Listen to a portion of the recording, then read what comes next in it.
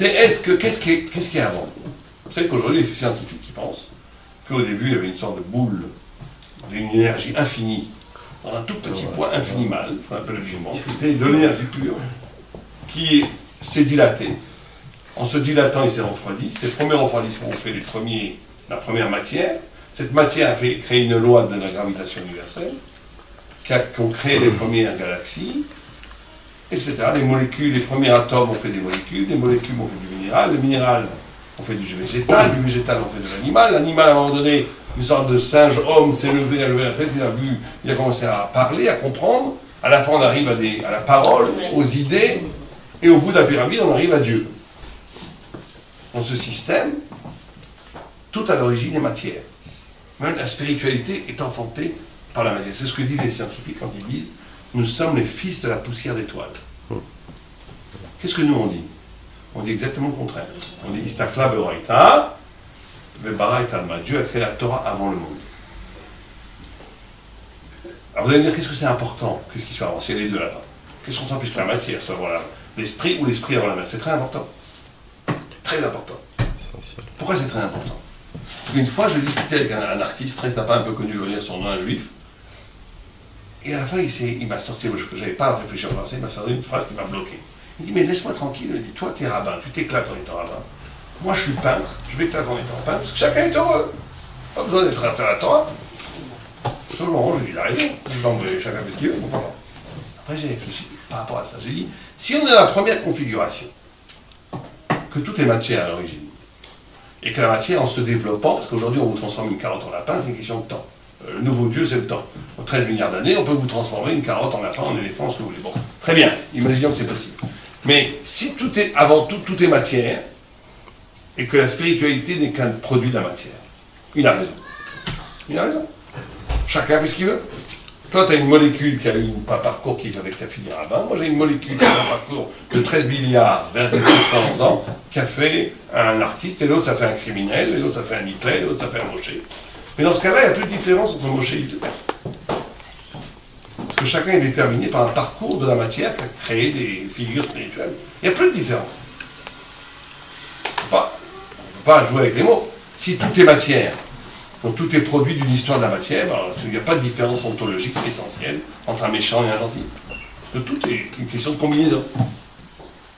Mais si on dit le contraire, on n'a pas le temps de parler de ça, ce scénario est impossible. Parce que la matière ne peut pas créer quelque chose qui est supérieur à la matière. C'est impossible. Mais bon, ça serait une autre conférence. Mais la matière ne peut pas créer de la spiritualité, c'est impossible. Ça n'existe pas.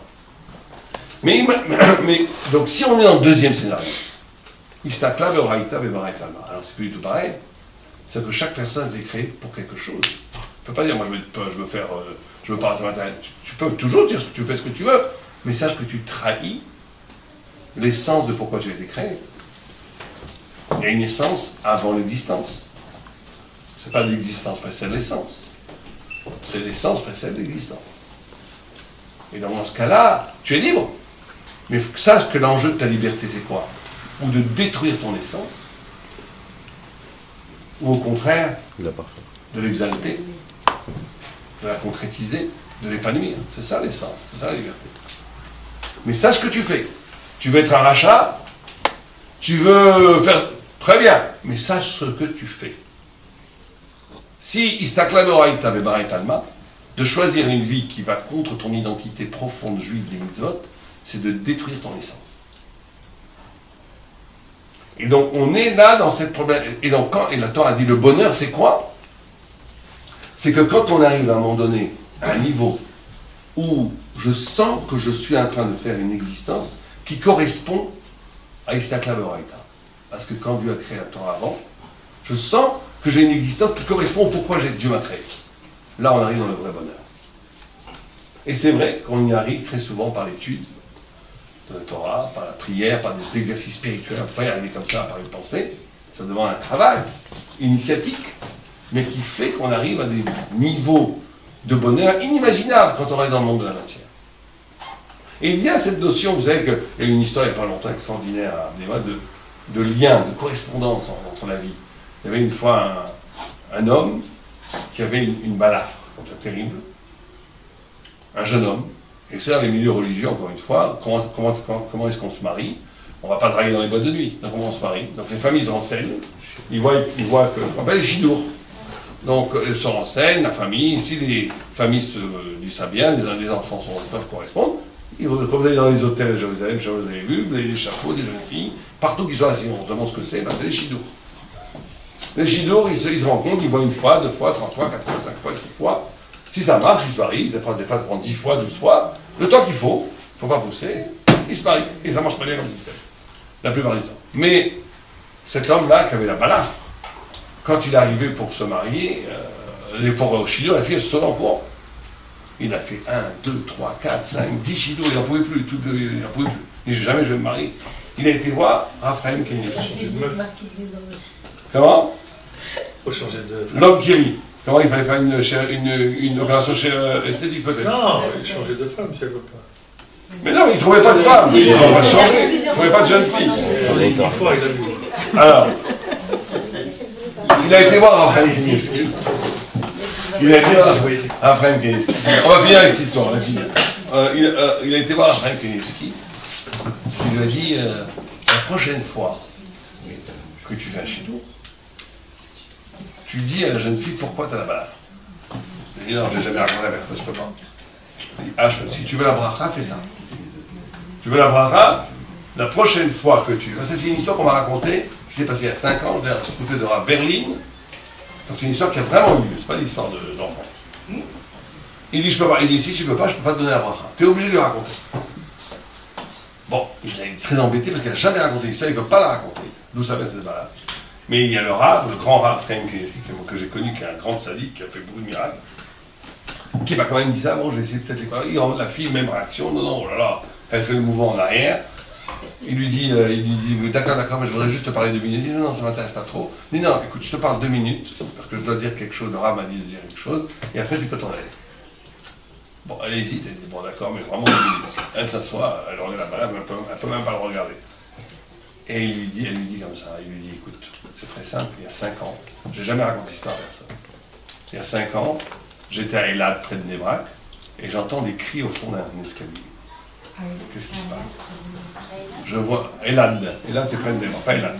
J'entends des cris au fond d'un escalier. Je vais voir ce qui se passe, et je vois un arabe qui essayait de violer une jeune fille de 15 ans. Oh, je vois ça, mon sang ne fait qu'un tour. Je lui saute dessus, on se bat. C'est la bagarre, il sort le couteau, il me fait ça. Et c'est pour ça que j'ai la bagarre, vous pouvez partir. Elle le regarde et dit, mais cette fille, c'est moi.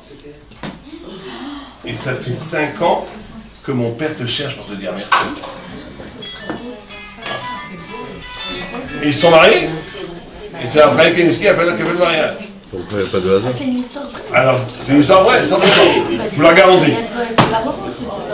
Et alors, moi, la question qu'il faut poser, c'est d'où il savait Rabbi Chaim.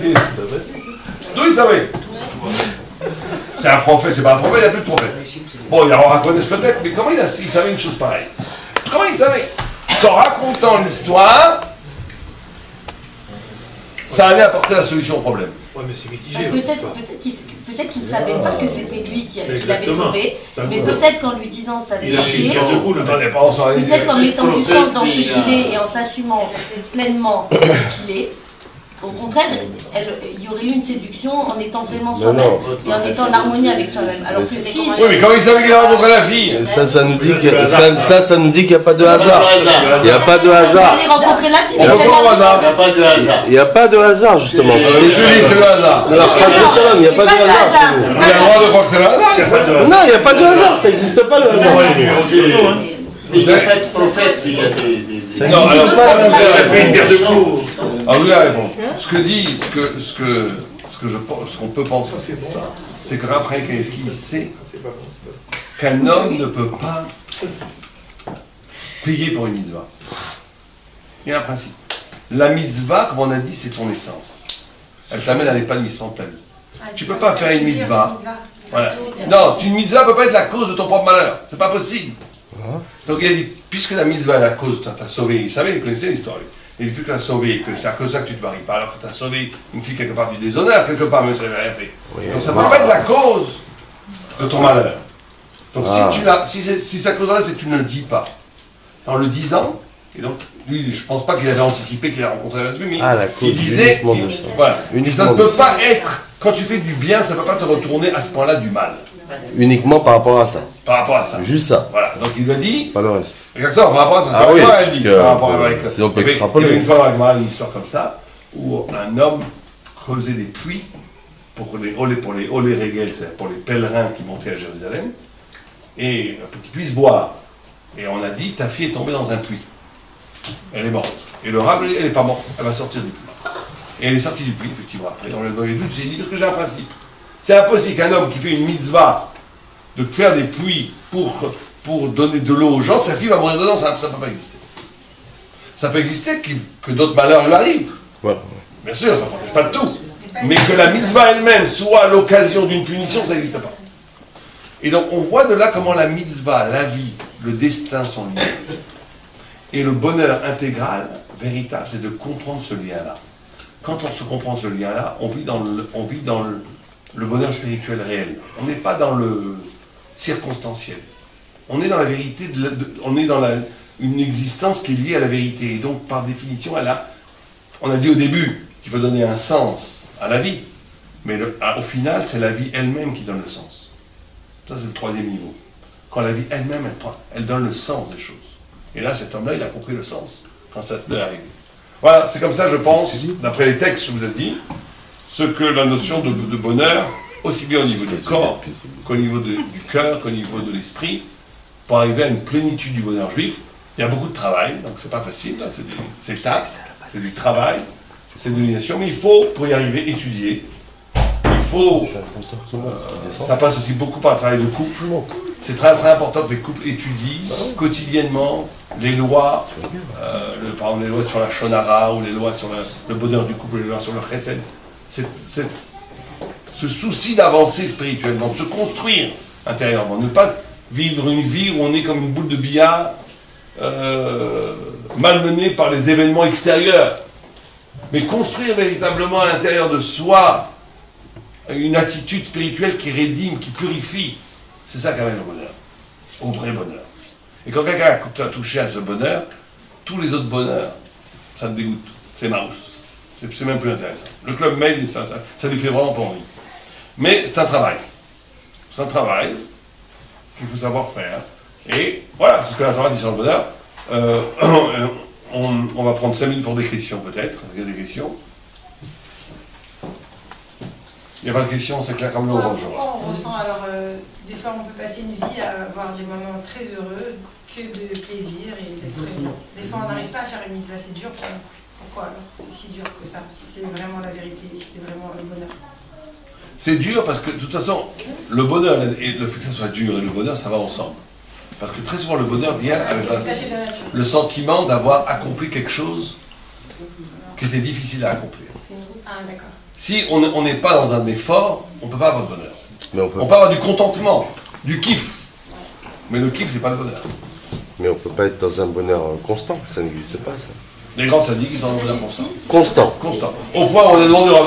C'est pas des moments le bonheur, c'est pas des moments intenses, des pics. C'est une propension en soi. C'est une conscience. On a dit... Mais constant, alors après qu'est-ce qu'il y a au-dessus alors? Non, il y a des niveaux dans la simcha. Ah voilà, il y a des niveaux. Mais il est toujours en bonheur. Au point où on a posé la question à Rabbi, on a dit, mais comment tu veux que je sois écrit Léolam, la voix d'Hachem et Simcha? Toujours être dans la joie. Comment tu veux que je sois dans la joie de Shabbat? Il dit, sois dans la joie de pleurer. Et j'avais vu un comédien, il m'a dit, c'est extraordinaire ce que tu dis, parce que les grands comédiens, ils vont vraiment pleurer. Mais ils ont un bonheur intérieur de pleurer. Bon, eux, c'est dans la comédie. Ils arrivent à avoir cette excitation. Tu pleures sur le temps, vraiment. Mais tu es heureux de comprendre que tu puisses pleurer pour le temps. Il n'y a pas la simra. La simra, la simra, on a dit, c'est la conscience d'exister, la conscience de toucher au sens. Alors cette conscience-là, elle peut être même dans le malheur. Oui, parce que dans le malheur, on ressent des fois ça. Beaucoup plus fort que dans le... On ressent l'existence. Oui. Tu as encore des questions ou pas? J'ai dit une chose, je crois, la dernière fois, juste une chose, au cas où il y en a qui veulent faire la raya et qui ne sont pas trop décidés. Ça c'est un autre sujet, Rania. Une chose sur l'ego, que ici, il y a beaucoup de choses qui flatte notre ego et c'est pour ça qu'on n'arrive pas des fois à partir. Je sais pas, vous avez fait un rapport entre l'ego. C'est possible, je sais pas. Mais ça, il faut chacun après, pour monter en Israël, c'est l'opéra, les bons vins, le restaurant, tout ça, c'est notre ego qui est flatté, on a peur de... En Israël, vous avez plein de bons vins maintenant. Il y a tout ce qu'il faut en Israël. Ah oui, Carmel. Vous habitez en Israël? Oui, j'habite à Jérusalem. Alors je prends juste une minute avec la malédiction de chez Ifra. La Tour Eiffel. Juste, je ne veux pas vous embêter avec ça, mais juste on fait ça, je le fais, parce que j'ai aussi une école à Jérusalem de 26 élèves à plein temps et de 26 élèves, 24 élèves à plein temps et 26 élèves le vendredi. 27? Non, 24 à plein temps et 26 le vendredi après-midi pour aider les gens pour Shabbat. 24, vous faites court ou il en manque 2? Mais non, c'est pas les mêmes. C'est pas les mêmes. 26. Bon, c'est 24 élèves qui étudient à plein temps et 26 le vendredi après-midi. C'est ce qu'on appelle un collège. Ce qu'on appelle un collège, ça s'appelle le collège Elisha. Et c'est une école exceptionnelle où les gens étudient de façon fabuleuse. C'est des gens très très haut niveau d'études. On a créé ce collège il y a à peu près 3 ans. Au début, il était financé par un homme très très riche, qui nous a donc financé pendant 2 ans sans qu'on ait besoin de trouver quoi que ce soit. Au bout de 2 ans, on a considéré qu'on devait voler de propres ailes. Donc le collège continue avec des miracles, on a trouvé des financements ailleurs. Tout celui qui veut